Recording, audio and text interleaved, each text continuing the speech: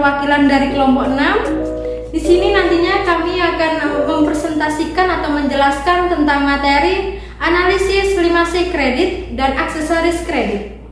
Sebelumnya izinkan saya untuk memperkenalkan anggota tim kelompok 6.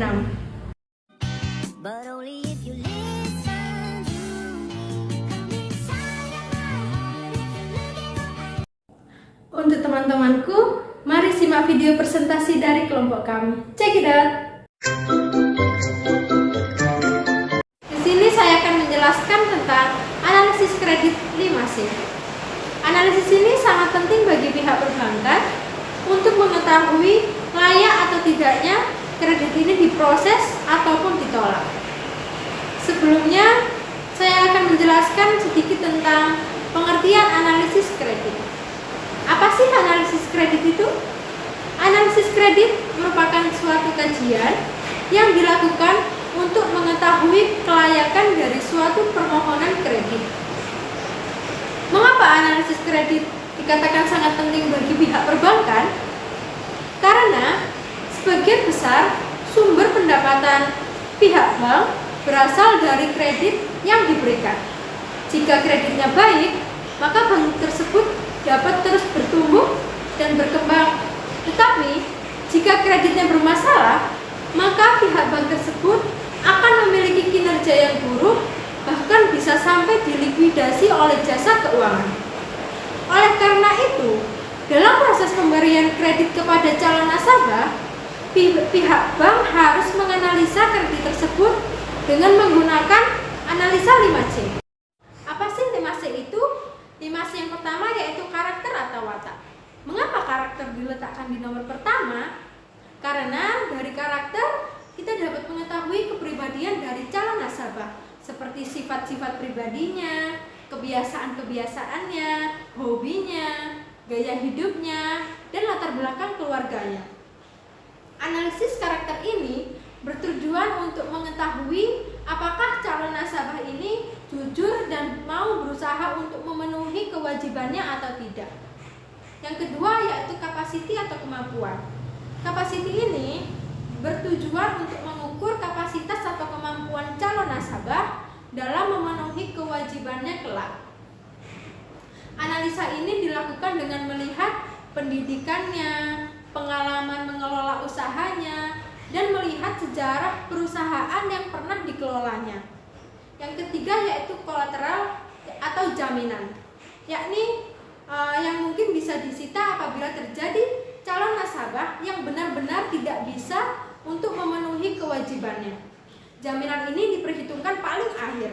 Artinya, apabila masih ada suatu kesangsian dalam pertimbangannya, maka bisa menilai harta yang mungkin bisa dijadikan jaminan. Yang keempat yaitu capital, yaitu kondisi kekayaan yang dimiliki oleh perusahaan yang dikelolanya. Hal ini bisa dilihat dari neraca laporan, laba rugi, struktur permodalan, atau rasio-rasio keuntungan.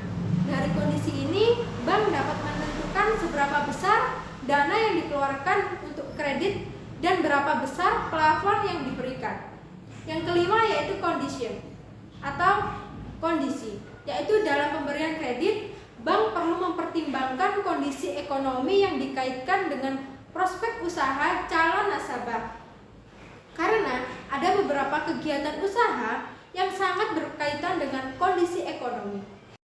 Dari beberapa poin yang saya jelaskan sebelumnya, itulah aspek-aspek analisa kredit yang harus dilakukan oleh pihak perbankan dalam pemberian kredit, agar nantinya dapat meminimalisir terjadinya risiko kredit yang bermasalah.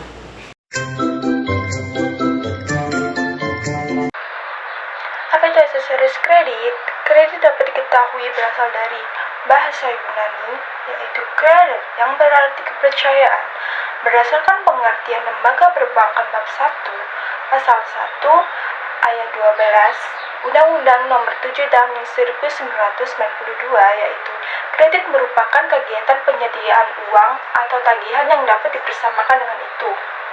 Berdasarkan persetujuan atau kesepakatan peminjam-meminjam antara bank dengan pihak lain di mana telah diwajibkan pihak peminjam untuk melunasi utangnya setelah jangka waktu tertentu dengan jumlah bunga yang telah disepakati. Bentuk perkreditan bervariasi dapat ditinjau dari beberapa segi, yaitu antara lain sifat kredit. Kredit yang dibiayai bank yang bersangkutan tersebut antara lain kredit yang untuk modal kerja di mana. Kredit modal kerja merupakan bentuk kredit yang telah diberikan oleh bank kepada calon debitur untuk berusaha memenuhi berbagai macam kebutuhan modal kerjanya. Selanjutnya, kredit untuk berinvestasi, yaitu perbankan mengeluarkan kredit yang ditujukan untuk pembelian barang-barang modal yang digunakan tidak habis dalam satu siklus usaha dan tidak akan habis oleh proses depresiasi atau penyusutan dengan jangka waktu yang lebih dari 5 tahun dan tidak kurang dari 20 tahun. Yang ketiga dan non-cash loan adalah bank memberikan kredit dalam bentuk tunai dan dapat ditarik sewaktu-waktu secara tunai atau melalui pemindahan bukuan atau debit. Dalam kredit jenis ini juga mengandung suatu pernyataan kesanggupan untuk kepastian pembayaran angsuran di waktu yang akan mendatang. Berikut adalah pengelompokan jenis kredit yang terbagi menjadi dua menurut sifatnya. Yang pertama ada revolving kredit atau kredit berulang, yaitu kredit yang teramat cocok untuk kalangan perkebunan, perdagangan, industri, kebutuhan, sarana dan prasarana. Jenis kredit ini dilakukan berulang kali dan jangka waktu juga dapat diperpanjang sesuai kesepakatan. Untuk jenis kredit ini, bagi debit akan berfluktuasi mengikuti kredit yang direalisasi bank atas permintaan nasabah yang tentunya disesuaikan dengan plafon dan anggunan yang ada. Yang kedua ada kredit dengan plafon menurun atau kredit investasi kredit. Adalah jenis kredit yang plafonnya menurun secara bertahap sesuai dengan jadwal angsuran yang telah disepakati antara bank dengan nasabah. Pemberian kredit ini atas dasar plafon menurun ini diberikan untuk pembiayaan deferred cost yang diperlukan oleh nasabah untuk pembelian barang-barang modal yang mempunyai turnover lebih dari satu siklus usaha.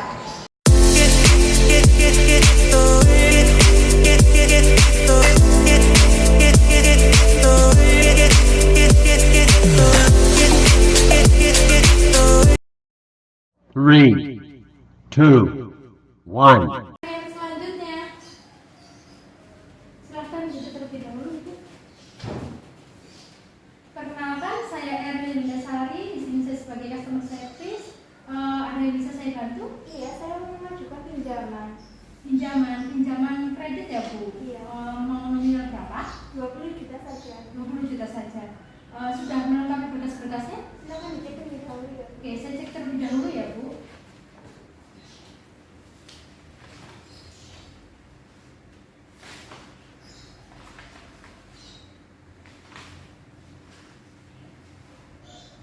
Baik, ada KTP-nya Ibu? Ada.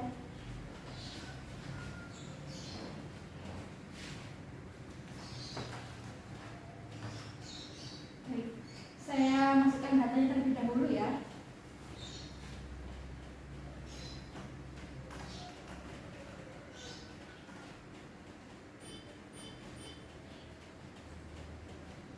Oke, sebelumnya Ibu mengisi formulir sendiri.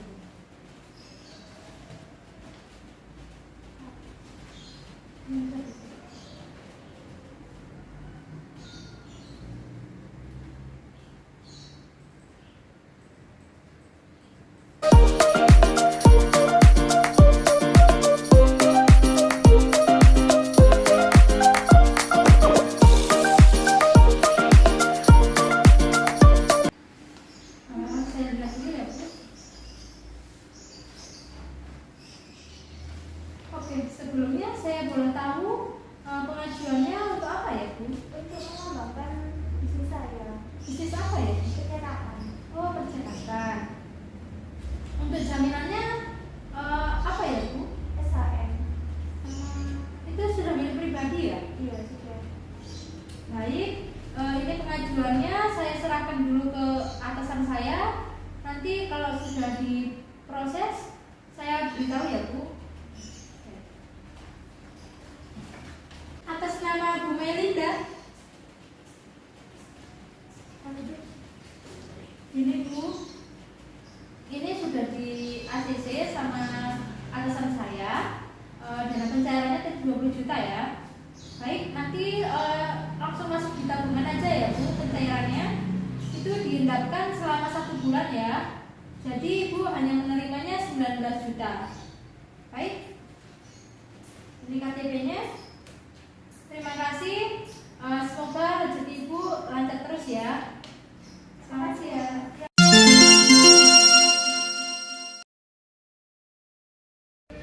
Permisi. Iya, ada apa ya, Mbak? Bu, saya mau nomor tanya boleh? Oh, boleh, silakan duduk dulu, Mbak. Duduk depan saja ya. Oh iya. Maaf ya Bu, Ya, apa? sebelumnya saya mau bertanya untuk alamatnya Ibu Melinda ini di sini, tetapi kok tidak ada bisnis percetakan ya? Loh, Bu Melinda siapa ya, Mbak? Ya, di sini nggak ada yang namanya Bu Melinda. Ada yang namanya Bu Melinda. Itu memiliki bisnis percetakan, ternyata tidak ada. Iya, tidak ada di sini Mbak namanya Bu Melinda. Itu ada sebelah itu namanya Bu Mia. Dia memiliki bisnis toko sembako itu. Oh, Mungkin Mbaknya salah alamat atau salah orang. tapi tujuannya tempatnya menurut KTP-nya di sini Bu. Iya, di sini nggak ada Mbak. Oh begitu, terima kasih ya Bu informasinya. Permasalahan yang terjadi pada Bank BRI Cabang Semarang ini adalah kurangnya penerapan prinsip kehati-hatian dalam memberikan pinjaman kredit kepada nasabah tanpa menggunakan analisis 5C. Hal tersebut dapat dilihat dari pihak bank yang tidak melakukan pengecekan terhadap sertifikat tanah yang diagunkan pada saat pengajuan kredit dan kemudian berdasarkan sertifikat palsu yang dijaminkan, pihak Bank BRI melakukan pencairan kredit yang diajukan oleh nasabah. Dari kelalaian tersebut dapat dilihat bahwa bank sama sekali tidak mencerminkan adanya manajemen risiko yang dilakukan, karena pemeriksaan nasabah tidak dilakukan secara mendalam, hanya dilakukan pemeriksaan sekedarnya saja. Dari kelalaiannya tersebut Bank BRI mengalami kerugian. Oleh karena itu, sangat pentingnya suatu analisis terhadap pemberian kredit dengan menggunakan analisis 5C kredit, dengan tujuan agar bank selalu dalam keadaan sehat menjalankan usahanya dengan baik dan mematuhi ketentuan norma dan hukum yang berlaku di dunia perbankan. Sekian presentasi dari kelompok 6. Kami mohon maaf apabila ada salah kata atau kurang dalam menjelaskan. Saya Erda Yulinda Sari pamit undur diri. Wassalamualaikum warahmatullahi wabarakatuh.